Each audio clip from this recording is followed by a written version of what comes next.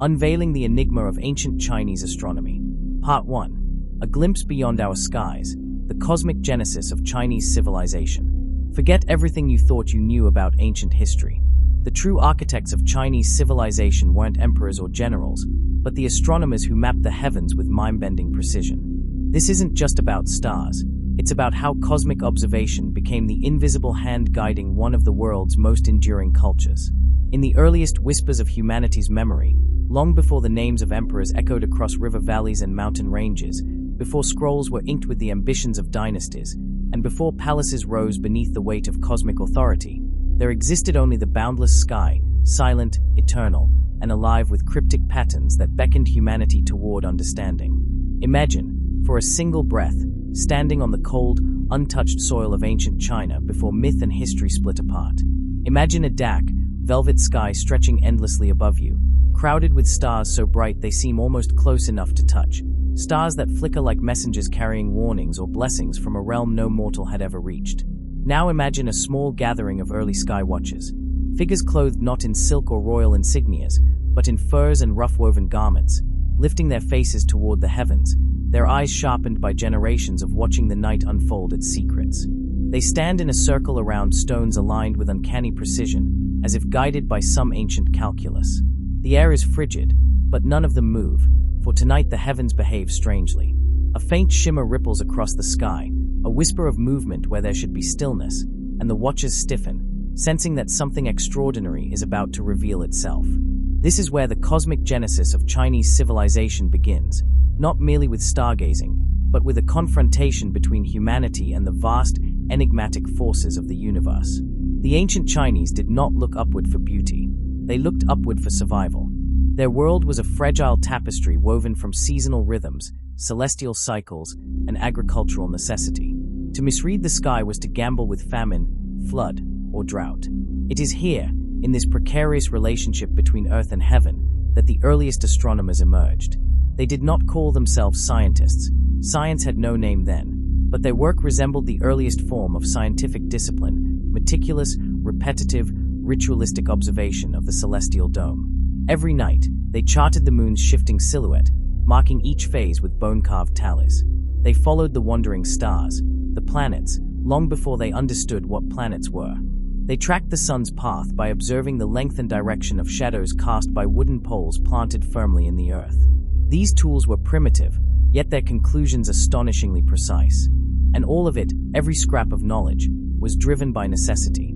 For the ancient Chinese believed that heaven and earth operated in harmony, and that by understanding the heavens, one could predict, perhaps even influence, the fate of the world below. But it was more than practicality that drew them into the night. It was wonder. In their myths, the sky was alive with creatures, dragons gliding across constellations, tortoises carrying stars upon their shells, phoenixes igniting the horizon with celestial fire. These images were metaphors, yes, but they were also the mnemonic frameworks through which ancient observers categorized and remembered cosmic behaviors. When they spoke of the azure dragon of the East, they were not merely telling a story, they were describing the spring constellations. When they honored the vermilion bird of the South, they were marking the summer stars that rose high and bright. The white tiger of the West heralded autumn's approach, and the black tortoise of the North announced winter's arrival. These mythic guardians were not the inventions of idle imagination. They were the teaching tools of an early scientific culture, devices that encoded celestial cycles into cultural memory.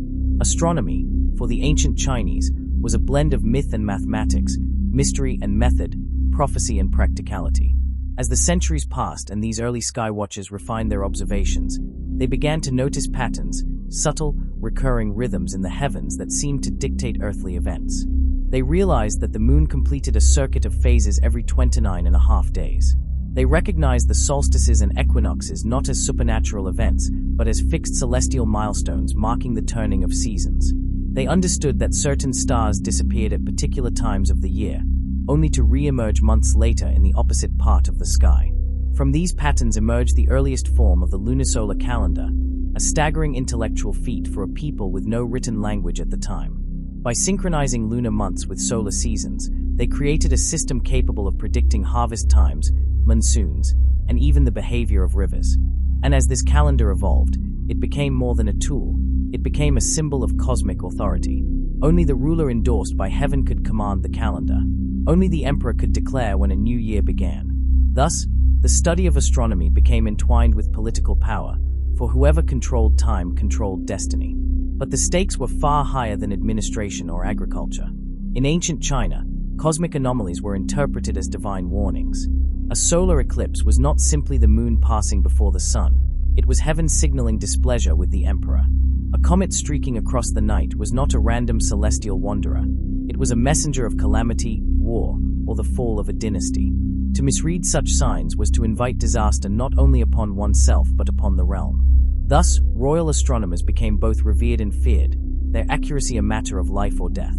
These astronomers worked in hidden chambers within palace walls, their observations guarded like state secrets. They charted the heavens with bamboo rods, bronze instruments, water clocks, and later, armillary spheres. Their records, written meticulously on bamboo slips, formed star catalogues unlike anything seen elsewhere in the ancient world. These catalogues documented sunspots thousands of years before the invention of the telescope. They recorded supernovae with accuracy that still stuns modern astrophysicists. They mapped constellations with such precision that scholars today marvel at the sophistication of China's ancient celestial charts. Yet even as their knowledge expanded, mysteries deepened. For the universe did not always behave predictably. At times, stars flared unexpectedly, as if breathing. The moon appeared larger than usual. Shadows elongated in ways not consistent with the season. Comets burned brighter and lingered longer.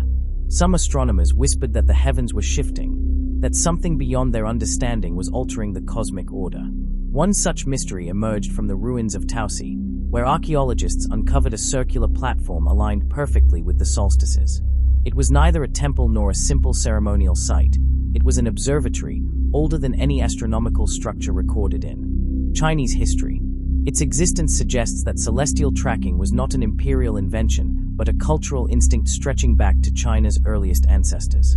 Other artifacts, like the Chopin, an ancient divination disc carved with cosmological symbols, hint at a complex understanding of the sky that blended observation with spiritual interpretation. Did these early astronomers possess tools or methods now lost to time? Did they develop optical techniques forgotten by later generations? The answers remain elusive. Consider, for a moment, the political implications of this cosmic knowledge. An emperor depended on astronomers to validate his mandate of heaven, the divine right to rule. A single miscalculation, predicting an eclipse on the wrong day, failing to foresee a comet, could undermine the emperor's legitimacy. Thus, astronomers walked a precarious line between honor and danger. Some rose to immense influence, advising emperors on matters of war, diplomacy, and succession. Others met tragic ends when their predictions failed or when rulers interpreted cosmic events as personal betrayal. Their role was not merely scientific, it was philosophical, spiritual, and deeply political. They interpreted the will of heaven, a responsibility that shaped the course of Chinese history. But not all cosmic events could be explained, even by the most skilled watchers. One night, deep in pre-dynastic China, an event occurred that shook the astronomical community. Observers in multiple regions reported a strange phenomenon. A star that appeared suddenly in the sky, brighter than all others, glowing with an intensity so piercing it cast shadows on the ground. It remained for days, then weeks, before gradually fading into darkness. What was this guest star, as they called it? A supernova, a celestial omen, a tear in the fabric of heaven. The early astronomers recorded it meticulously, but their interpretations varied widely.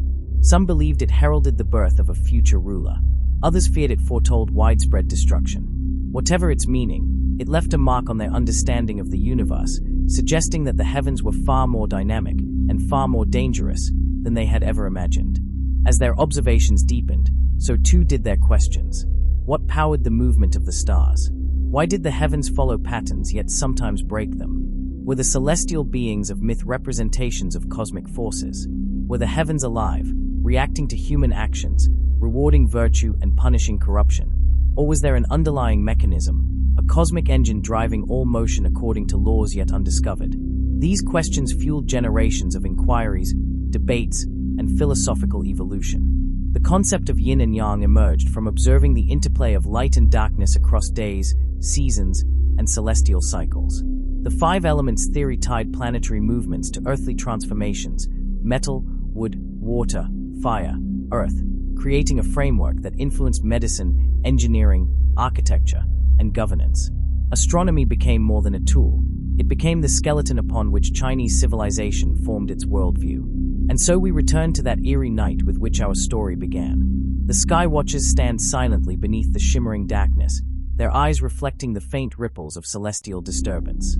Suddenly, a streak of burning light tears across the sky, brighter than any meteor they have ever seen, glowing with hues that do not belong to fire, deep violet, ghostly blue, and a strange, flickering gold. The streak slows, something meteors do not do. It hovers for a breath, then pulses, sending waves of radiance across the night, illuminating the faces of the watchers with otherworldly brilliance. They fall to their knees, some in terror, others in awe. One of the elders, his voice trembling, whispers that this is no ordinary phenomenon. It is a warning, a calling, a sign that the heavens are shifting. But why? Toward what? And what does this cosmic disruption mean for the fragile world beneath it? Their recorded account of that night, preserved in cryptic symbols, would later baffle imperial astronomers. Some dismissed it as myth. Others believed it foretold the rise of the first great dynasty. But buried within their notes lies a mystery that would shape the destiny of China in ways the early skywatchers could never have imagined. A mystery that hints at a deeper connection between the heavens and the earth, one that suggests the stars did not merely observe human history, but actively influenced it. And so the question remains, echoing across millennia, what exactly did the ancient sky watchers witness on that strange night? Why did it terrify them more than eclipses, comets, or supernovae? And how did that event alter their understanding of the cosmos so profoundly that its consequences would ripple through myth, science, and imperial power?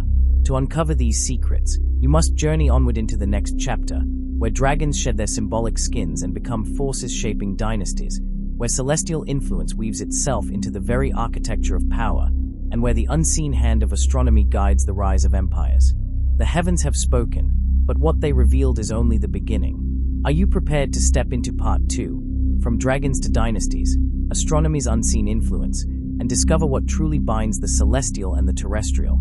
Or will the next revelation be too vast, too ancient, too unsettling to comprehend? Follow to continue the journey into part 2, From Dragons to Dynasties, Astronomy's Unseen Influence, and uncover the celestial secrets that shaped the rise of ancient China.